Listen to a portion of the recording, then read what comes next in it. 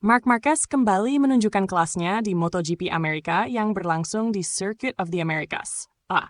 Pembalap asal Spanyol ini sukses mengamankan pole position ketiganya secara beruntun musim ini, pencapaian yang belum pernah diraih pembalap Ducati sejak 2019. Sejak sesi latihan bebas pertama pada Jumat, 28 Maret 2025, Marquez telah mendominasi lintasan dan membuktikan bahwa dirinya semakin nyaman dengan motor Ducati. Performa impresifnya membuat para rival seakan hanya berjuang untuk posisi kedua, sementara posisi terdepan sudah dipesan oleh juara dunia 6 kali ini. Pole position kali ini juga menjadi yang ke-69 bagi Marquez di kelas MotoGP, serta yang ke-97 dalam kariernya di ajang Grand Prix. Di barisan depan, Marquez akan ditemani oleh Fabio Di Giannantonio yang tampil luar biasa sepanjang akhir pekan. Lap terbaiknya sempat dibatalkan akibat bendera kuning akibat kecelakaan Joan Mir di menit-menit terakhir. Namun, Race Direction akhirnya mengesahkannya kembali. Sementara itu, Alex Marquez, adik Marc, berhasil mengunci posisi ketiga, menegaskan bahwa ia sedang dalam performa terbaiknya sejak berkiprah di MotoGP. Haggerty, Acosta, dan Morbidelli tunjukkan performa menjanjikan. Bintang muda KKM harus puas turun ke posisi keempat setelah Carlos Di Giannantonio mendapatkan kembali lap terbaiknya. Meski begitu, hasil ini tetap menjadi progres positif bagi Acosta yang sedang menjadi sorotan di tengah ketidakpastian yang menyelimuti KTM. Di belakang Acosta, Franco Morbidelli berhasil mengamankan posisi kelima, menunjukkan peningkatan signifikan dalam performanya.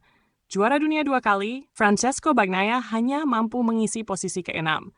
Hasil ini kurang memuaskan bagi Bagnaia karena ia hanya menjadi pembalap Ducati tercepat kelima dari 6 yang ada di grid. Honda, yang dalam beberapa musim terakhir kesulitan bersaing di papan atas, mulai menunjukkan tanda-tanda kebangkitan. Luca Marini tampil solid dengan meraih posisi ke-7.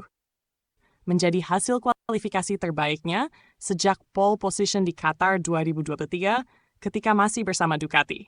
Sementara itu, Joan Mir menempati posisi ke-8 meski mengalami kecelakaan di sesi kualifikasi usai bersenggolan dengan motor Marquez. Kejutan di Q1 dan performa mengecewakan beberapa pembalap.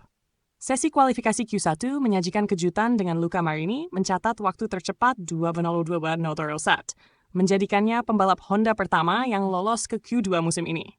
Selain Marini, Fabio Quartararo juga berhasil menembus Q2 setelah menunjukkan aksi penyelamatan luar biasa di akhir trek lurus. Namun, beberapa pembalap yang diharapkan tampil baik justru gagal menembus sesi kualifikasi kedua.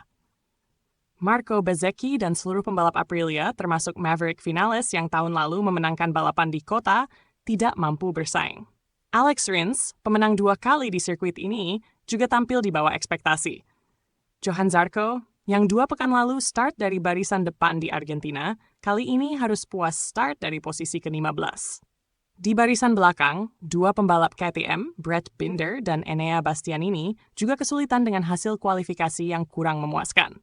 Ai Ogura akan memulai balapan dari posisi ke-15.